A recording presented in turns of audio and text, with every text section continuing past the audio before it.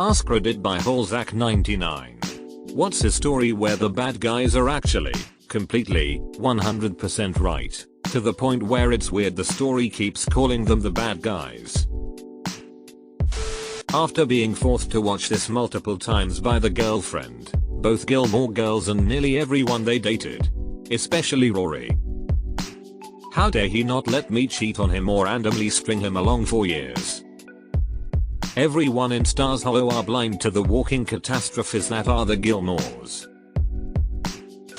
Mr. Belding from Saved by the Bell. Zach Morris is a fucking sociopath and his friends enabled and in some cases cheerfully alongside him. As an adult, I sympathize more and more with Mr. Belding. He was just trying to do his job. And he genuinely cared about those kids.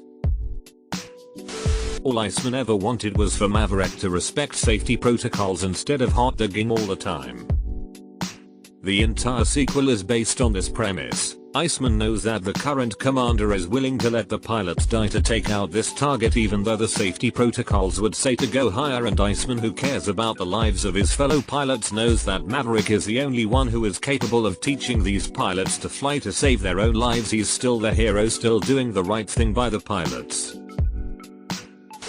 Iceman in Top Gun. I used to work in naval aviation and he was totally right. Maverick was dangerous and unreliable. Edit. I really wasn't expecting this comment to blow up. I fully understand the meaning of bad guy, but in this instance I took it to mean anything from antagonist, villain, foil, or adversary, but this is Reddit and people are super pedantic and literal. My role was as a naval flight surgeon, so besides being my squadron's doctor I flew in the backseat with them. Sat on mishap investigation boards, like the one depicted in the movie, and generally helped determine fitness for flight duty.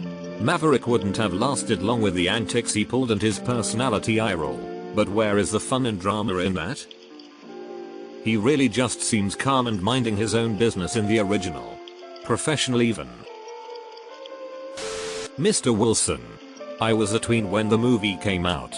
I was infuriated when Martha had to go make sandwiches when the steaks got paint all over them. F. Dennis. Christopher Lloyd's character scared the crap out of me as a child. The homeless guy. That weird episode of Friends where Phoebe is convinced her dead mother is reincarnated as a cat so she tries to steal it from its owners, and Ross is presented as the bad guy for pointing out how ridiculous this is. I read that this plot was actually suggested by one of the main writers who had recently lost their own parent. Nobody wanted to point out that it was stupid because they didn't want to seem insensitive, so they all just went with it. Jack and the Beanstalk. Some dick finds the giant's house and starts taking all his best stuff. Deleted.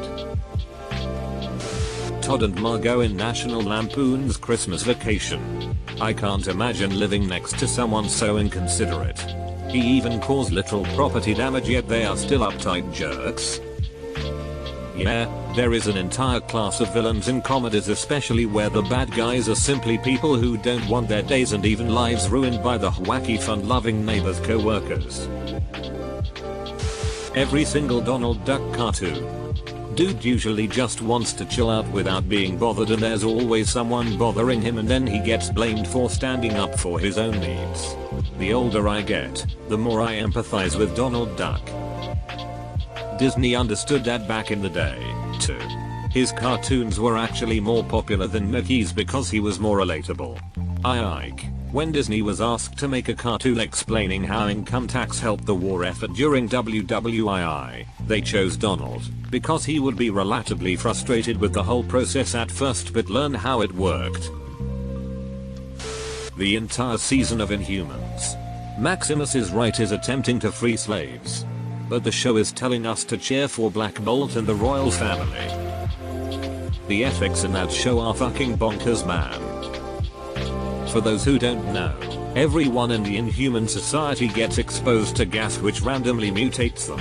If the gas gives you a sexy mutation, you get to stay in your home with your family, but if the gas gives you an ugly mutation, you get sent to the mines as a lifelong slave. And the good guys are the people who uphold this system. and the bad guy is the person who thinks that the system is wrong? What the actual fuck, man? How did that shit get greenlit? Red Foreman was right. Eric and his friends were all dumbasses that need a boot in the ass. I agree, but he looked over Laurie misdeeds too much. Never really called a bad guy, but Reese Witherspoon is definitely the bad guy in Sweet Home Alabama. Her New York fiance is a super good guy and puts up with a crazy bee the whole movie. I'm like 15 minutes into Thor Love and Thunder and I completely understand Christian Bale's character. Also, once you become pseudo-possessed by a living weapon, are you mentally culpable for your actions? Gore was a victim who was taken advantage of by basically everyone. Most heist movies. Oh, he's doing it to afford medicine for his sick child. Okay, but he just killed 14 security guards, none of whom will be going home to their families now. Lol, in Once Upon a Time, Snow White's character is like wrecking henchmen and random nobody guard types W her bow and arrow, definitely killing PPL. Then she gets to the most evil character at the time, the literal evil queen and reason for all the bad shit going on. What does Snow White do? Decides now that she won't stoop to the queen's level and she will choose Merciel Mayo. Police Academy. They let a bunch of violent, unstable, dishonest deadbeats into the police force, and the chief of police was supposed to be okay with that?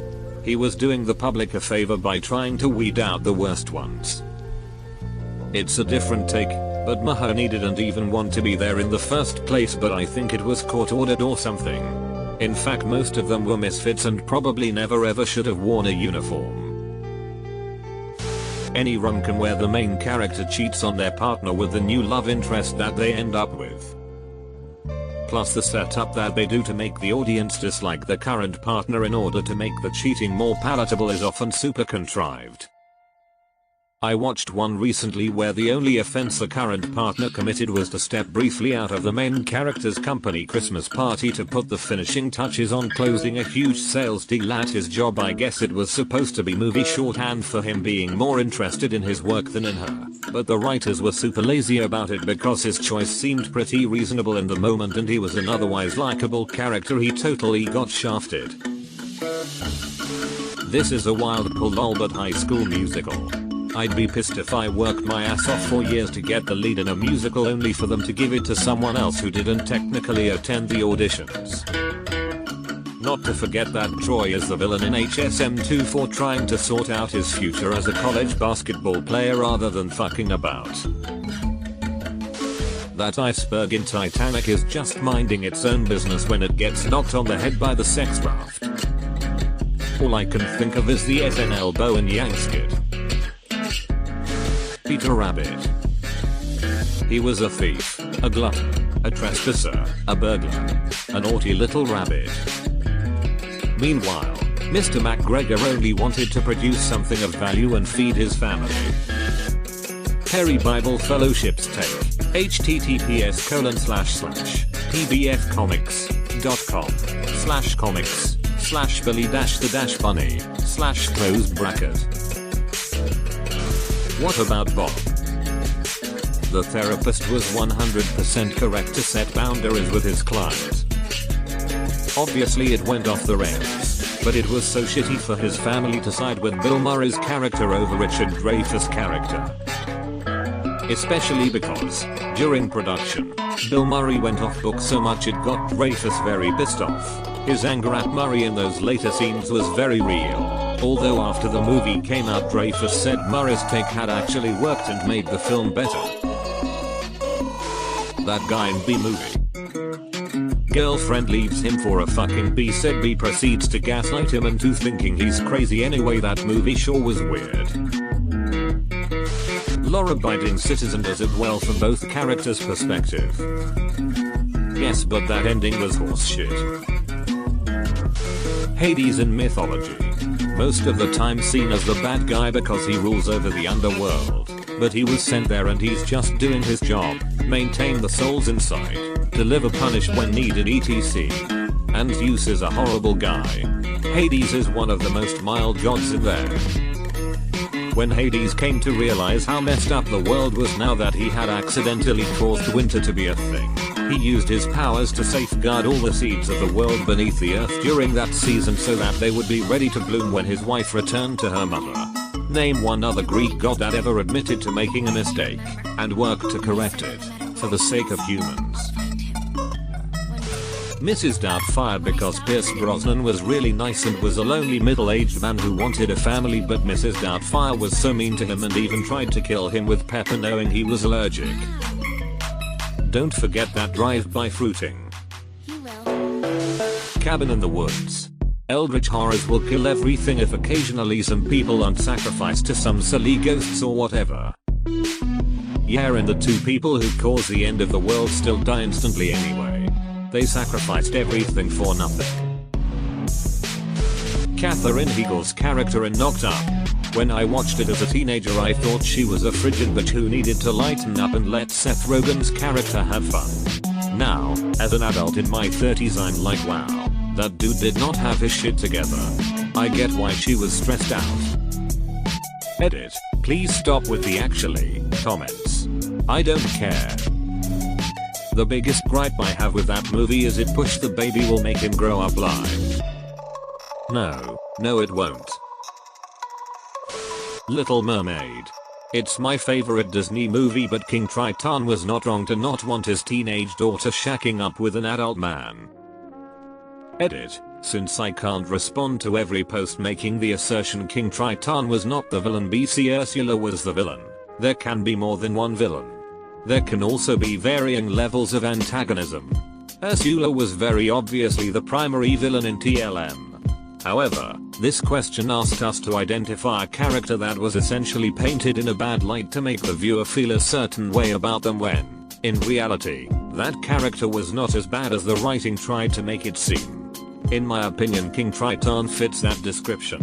As an adult I understand his concerns, but as a child he came across as mean, overbearing, and as one of the bad guys trying to stop true love. A 16-year-old wanted to run off and get married, and to add insult to injury she had to make permanent physical changes to her body. You'll have to forgive me if I empathize with King Triton more so now that I'm in. Fenris from the Norse mythology. 1. Taken from his home. 2. Everyone was afraid of him even though he did nothing. 3. Betrayed. 4. Chained. 5. Sword stuck in his open mouth, preventing him from closing it. 6. Laughed. 7. Imprisoned for many years. Tell me anyone who would not become crazy after something like this. He was also clever enough to know of the trap and very likely wouldn't dare to fight Odin, being aware of the consequences.